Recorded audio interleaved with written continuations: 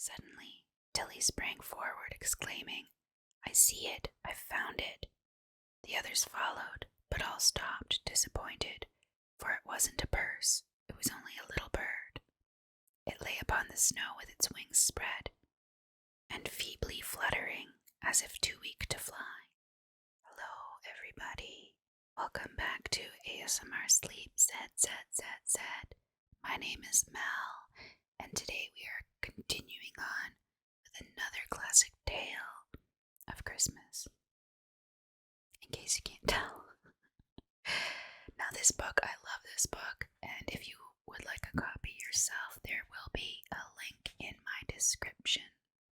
We have already done a few tales. I will post a little link for these tales now, in case you haven't seen any of the others. But today we will be doing Tilly's Christmas, because it's short, and that's what I have time for today. So let's go to page 441.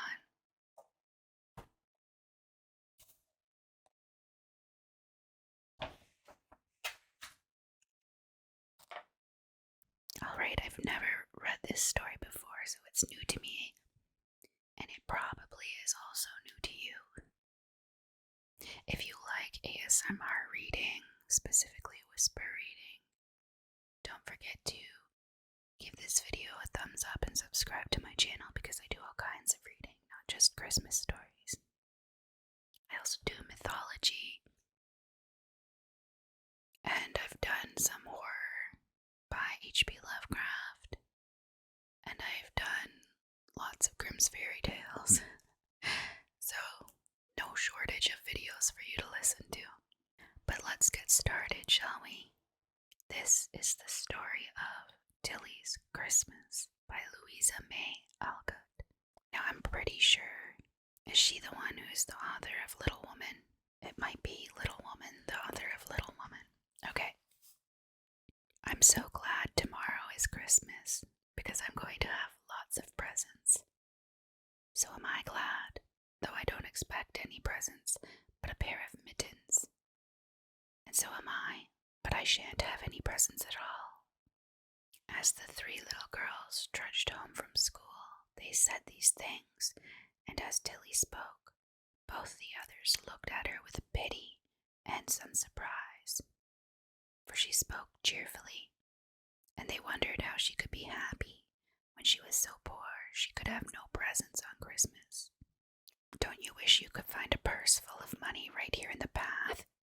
said Kate, the child who was going to have lots of presents. "Oh, don't I, if I could keep it honestly," and Tilly's eyes shone at the very thought. "What would you buy?" asked Bessie, rubbing her cold hands and longing for her mittens. "I'd buy a pair of large warm blankets, a load of wood, a shawl for Mother, and a pair of shoes for me. And if there was enough left, I'd give Bessie a new hat, and then she needn't to wear Ben's old felt one," answered Tilly. The girls laughed at that, but Bessie pulled the funny hat over her ears and said she was much obliged, but she'd rather have candy. "Let's look, and maybe we can find a purse. People are always going about with money at Christmas time, and someone may lose it here," said Kate. So as they went along the snowy road, they looked about them, half in earnest, half in fun. Suddenly, Tilly sprang forward, exclaiming, "I see it! I've found it!" The others followed, but all stopped, disappointed, for it wasn't a purse, it was only a little bird. It lay upon the snow with its wings spread, and feebly fluttering, as if too weak to fly. Its little feet were benumbed with cold, its once bright eyes were dull with pain, and instead of a blithe song, it could only utter a faint chirp, now and then as if crying for help. Nothing but a stupid old robin. "How provoking!" cried Kate, sitting down to rest. "I shan't touch it. I found one once and took care of it, and the ungrateful thing flew away the minute it was well," said Bessie, creeping under Kate's shawl and putting her hands under her chin to warm them. "Poor little birdie, how pitiful he looks, and how glad he must must be to see someone coming to help him. I'll take him up gently and carry him home to Mother. Don't be frightened, dear. I'm your friend. And Tilly knelt down in the snow, stretching her hand to the bird with the tenderest pity in her face. Kate and Bessie laughed. Don't stop for that thing. It's getting late and cold. Let's go on and look for the purse, they said, moving away. You wouldn't leave it to die, cried Tilly. I'd rather have the bird than the money, so I shan't look any more. The purse wouldn't be mine, and I should only be tempted to keep it. But this poor thing will thank and love me, and I'm so glad I came in time. Gently lifting the bird, Tilly felt its tiny cold claws cling to her hand, and saw its dim eyes brighten as it nestled down with a grateful chirp. Now I've got a Christmas present after all, she said, smiling, as they walked on. I always wanted a bird, and this one will be such a pretty pet for me. He'll fly away the first chance he gets and die anyhow, so you'd better not waste your time over him, said Bessie. He can't pay you for taking care of him, and my mother says it isn't worthwhile to help folks that can't help us, added Kate. My mother says do as you'd be done by, and I'm sure I'd like anyone to help me if I was dying of cold and hunger.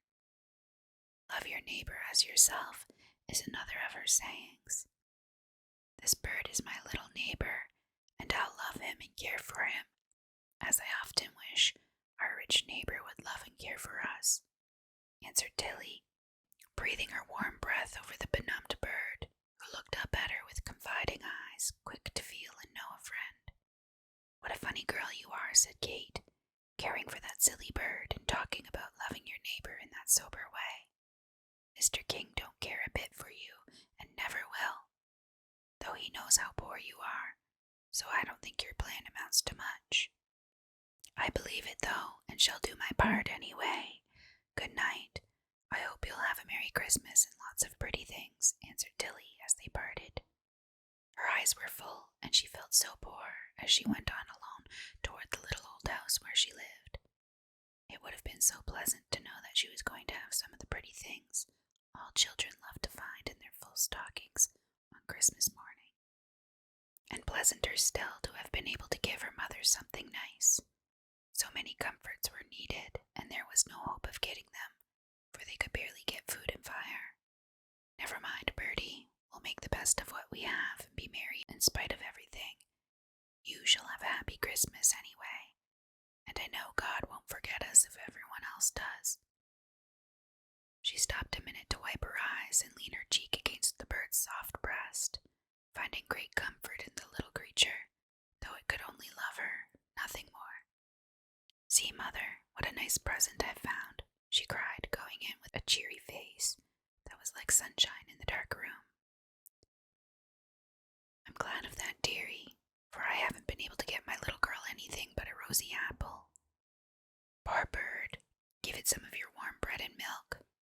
Why, Mother, what a big bowlful. I'm afraid you gave me all the milk, said Tilly, smiling over the nice steaming supper that stood ready for her. I've had plenty, dear. Sit down and dry your wet feet and put the bird in my basket on this warm flannel. Tilly peeped into the closet and saw nothing there but dry bread. Mother's given me all the milk and is going without her tea because she knows I'm hungry. Now I'll surprise her, and she shall have a good supper too. She is going to split wood, and I'll fix it while she's gone.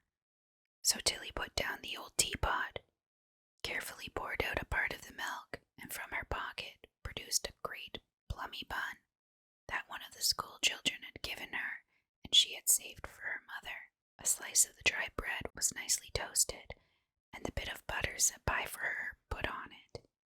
When her mother came in, there was the table drawn up in a warm place, a hot cup of tea ready, and Tilly and Bertie waiting for her. Such a poor little supper, and yet such a happy one, for love, charity, and contentment were guests there, and that Christmas Eve was a blither one than that up at the great house, where lights shone, fires blazed, a great tree glittered, and music sounded as the children danced and played. "We must go to bed early, for we've only wood enough to last over tomorrow. I shall be paid for my work the day after, and then we can get some," said Tilly's mother as they sat by the fire.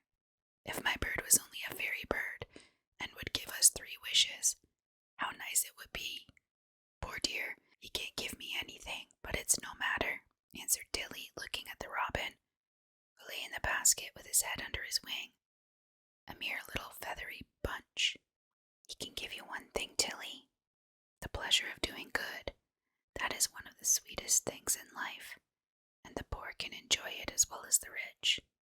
As her mother spoke, with her tired hand softly stroking her little daughter's hair, Tilly suddenly started and pointed to the window, saying in a frightened whisper, "I saw a face, a man's face looking in.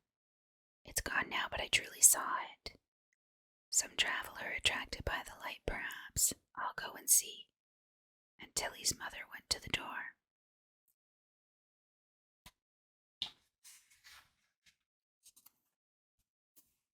No one was there.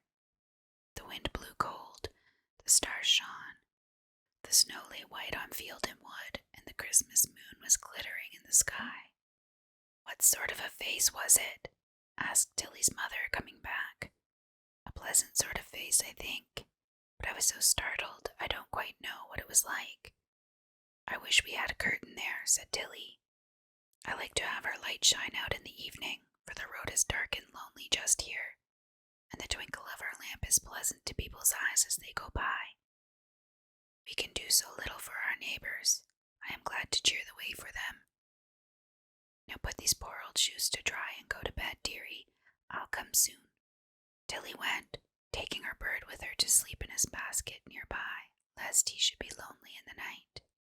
Soon the little house was dark and still, and no one saw the Christmas spirits at their work that night. When Tilly opened the door next morning, she gave a loud cry, clapped her hands, and then stood still, quite speechless with wonder and delight. There, before the door, lay a great pile of wood, all ready to burn, a big bundle and a basket with a lovely nosegay of winter roses, holly, and evergreen, tied to the handle. "Oh, mother, did the fairies do it?" cried Tilly, pale with her happiness, as she seized the basket, while her mother took in the bundle. "Yes, dear, the best and dearest fairy in the world, called Charity. She walks abroad at Christmas time, does beautiful deeds like this, and does not stay to be thanked," answered her mother with full eyes as she undid the parcel. There they were, the warm, thick blankets, the comfortable shawls, the new shoes, and best of all, a pretty winter hat for Bessie. The basket was full of good things to eat, and on the flowers lay a paper saying, "For the little girl who loves her neighbor as herself." "Mother, I really think my bird is a fairy bird, and all these splendid things come from him," said Tilly, laughing and crying with joy. It really did seem so, for as she spoke, the robin flew to the table, hopped to the nosegay, and perching among the roses, began to chirp with all his little might. The sun streamed in on flowers, bird, and happy child, and no one saw a shadow glide away from the window. No one ever knew that Mr. King had seen and heard the little girls the night before, or dreamed that the rich neighbor had learned a lesson from the poor neighbor. And Tilly's bird was a fairy bird, for by her love and tenderness to the helpless thing, she brought good gifts to herself, happiness to the unknown giver of them, and a faithful little friend who did not fly away, but stayed with her till the snow was gone, making summer for her in the winter time. Oh, that was a cute little story. I liked that one. That was very sweet. I'm not sure what I'm reading next, but make sure that you have liked and subscribed because there is another one coming soon. Thank you so much for watching, and I will see you again next time. You have been watching